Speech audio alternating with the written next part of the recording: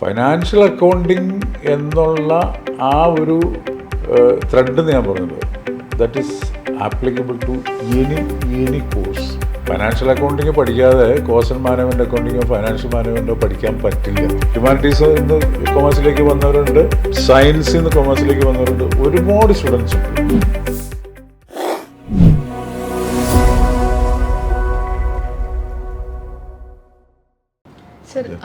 Sir ഒരു financial അക്കൗണ്ടിങ്ങിലെ ഒരു faculty ആയിരുന്നു. അപ്പോൾ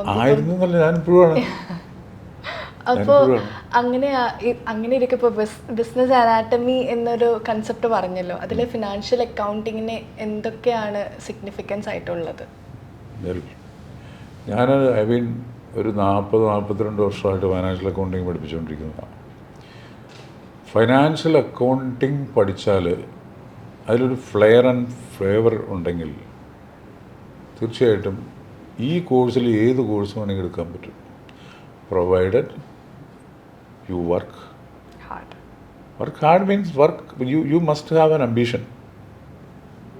ഇപ്പം ഞാൻ എൻ്റെ എക്സ്പീരിയൻസ് പറയുകയാണെന്നുണ്ടെങ്കിൽ ഞാനെടുത്തത് ഹ്യൂമാനിറ്റീസ്, ഇപ്പോഴത്തെ ഭാഷയിൽ പറഞ്ഞാൽ ഹ്യൂമാനിറ്റീസ് എന്ന് നമ്മൾ പഴയ രീതി പറയുമ്പോൾ തേർഡ് ഗ്രൂപ്പ് എന്ന് പറയും. തേർഡ് ഗ്രൂപ്പ് എടുത്തിട്ടാണ് ഞാൻ ബികോമിലേക്ക് വന്നത്.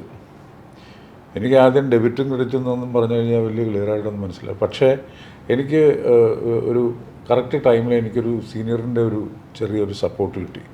അതുകൊണ്ട് എനിക്ക് അക്കൗണ്ടിങ് വളരെ ഇൻട്രസ്റ്റിംഗ് ആയിട്ട് ഞാൻ ഡെവലപ്പ് ചെയ്തെടുത്ത. അപ്പോൾ ഫൈനാൻഷ്യൽ അക്കൗണ്ടിങ് എന്നുള്ള ആ ഒരു ത്രെഡ് ഞാൻ പറഞ്ഞല്ലോ, that is applicable to any course of these category. CA, CMA, CS, MBA ഇതിനെല്ലാത്തിനും കോമൺ ആയിട്ട് വരുന്നൊരു സാധനമാണത്.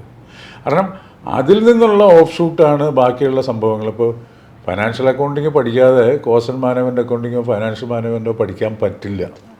അതൊരു അൺറിട്ടൺ ആയിട്ടുള്ള ഒരു പ്രിൻസിപ്പിളാണ്. ഇപ്പോൾ കമ്പനി സെക്രട്ടറിഷിപ്പിലാണെങ്കിൽ you have to learn company accounts അല്ലെങ്കിൽ financial management. Cost and management അക്കൗണ്ടിങ്ങിലും സെയിം ഇഷ്യൂ തന്നെയാണ് വരുന്നത്. ഇപ്പോൾ ഇൻസോൾവൻസി പ്രൊഫഷണൽ എക്സാമിനേഷനും ഇത് ബാധകമാണ്, MBAക്കും ഇത് ബാധകമാണ്. So this subject financial accounting എന്ന് പറയുന്നത് നമുക്ക് we can say that it is the most important subject which every student who is having an aspiration to pursue any course in commerce or finance. Sir, എന്ത് അഡ്വൈസാണ് ഇപ്പോൾ വരുന്ന youngsters, commerce professional ആവാൻ ഉദ്ദേശിക്കുന്ന യങ്സ്റ്റേഴ്സിന് കൊടുക്കാൻ ആഗ്രഹിക്കുന്നത്? See, these courses are there, these options are there. My suggestion is to start with a single program. You dream it.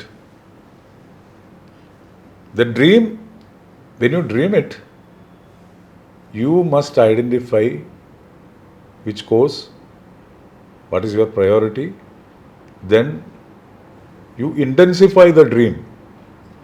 The dream gets transformed into wish.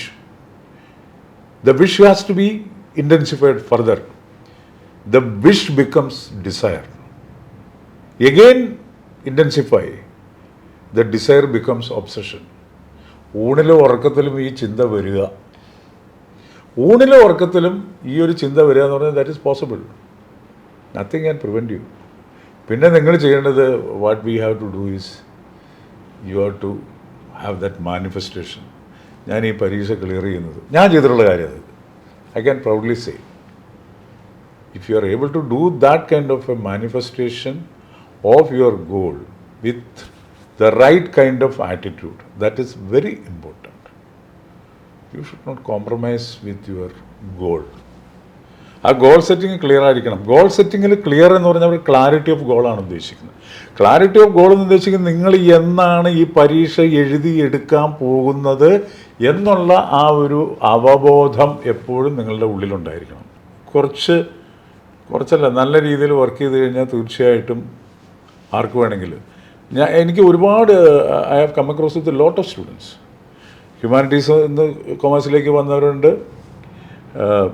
സയൻസിൽ നിന്ന് കൊമേഴ്സിലേക്ക് വന്നവരുണ്ട്, ഒരുപാട് സ്റ്റുഡൻസ് ഉണ്ട്, ലോട്ട് of students ആൾക്കാർ. അവർക്കൊക്കെ ഈ ഒരു ഇത് ഞാൻ ഈ പറഞ്ഞ ആ ഒരു സംഭവം അത് അവരുടെ ഉള്ളിലേക്ക് they got it imbibed into their mind, and they acted upon on the basis of my suggestions and my advice.